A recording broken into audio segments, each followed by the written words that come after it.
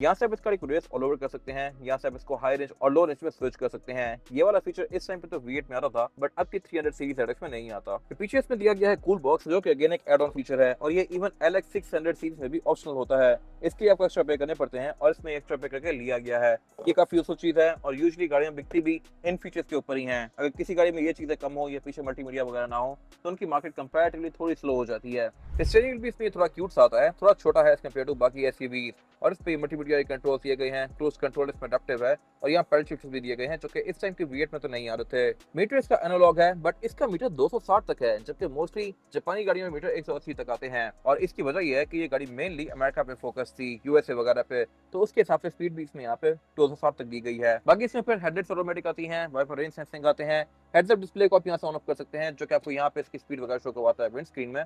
और इसमें फिर ये वाला मोड है जो मैं कह रहा था कि इजी एक्सेस मोड है, ये बंदा छुपा हुआ है, अब जब भी इसको ऑन कर देंगे तो ये गाड़ी बंद होने के बाद खुद ही ड्रॉप हो जाया करेगी। फिर इसमें ड्राइवर की सीट इलेक्ट्रॉनिकली एडजस्टेबल है, प्लस यहाँ पे मेमोरी फंक्शन भी आते हैं। ब्लैक सीक्वेंस वाली गाड़ी में रूफ पैनल भी ब्लैक में आता है, और ये गाड़ी सनरूफ भी ऑफर करती है। नॉर्मल सनशेड तो इस तरह से आप यूज कर सकते हैं, लेकिन अगर मैंने ये यहाँ पे कर दिया है, तो फिर फ्रंट पे यूज करने के लिए एक और सनशेड भी दिया गया है, तो आप हर तरफ से सन को बचा सकते हैं। ये मेरे ख्याल से एक फिट चीज है।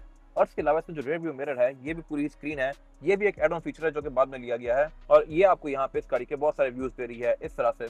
और अगर आप इसको बंद कर दें तो फिर ये मिरर बन जाता है। रियर पैसेंजर्स के लिए भी इसमें चीजें इंटरेस्टिंग दी गई हैं। सबसे बड़ी चीज ये है कि जैसे आप यहाँ पे बैठते हैं तो इसके फैंस ऑन हो जाते हैं। अगर आपने सिस्टम ऑन छोड़ के गाड़ी से उतर के चले गए हैं तो ये खुद ही बंद भी हो जाएगा, बैटरी दोबारा ऑन भी हो जाएगा। और वेंट सिर्फ यहाँ के ऑन है, यहाँ के नहीं है, ये गाड़ी आपको सेंस करती है। ये मेरे ख्याल से एक फिट चीज है। और जहां तक बात है एमेनिटीज की, तो इसमें स्क्रीन तो आती ही है, लेकिन यहाँ पे गाड़ी ब्लैंक है, तो आपको लगेगा कि यहाँ पे कोई फीचर्स दिए ही नहीं गए, लेकिन फीचर्स आते हैं, और वो यहाँ पे सेंटर कंसोल में दिए गए हैं।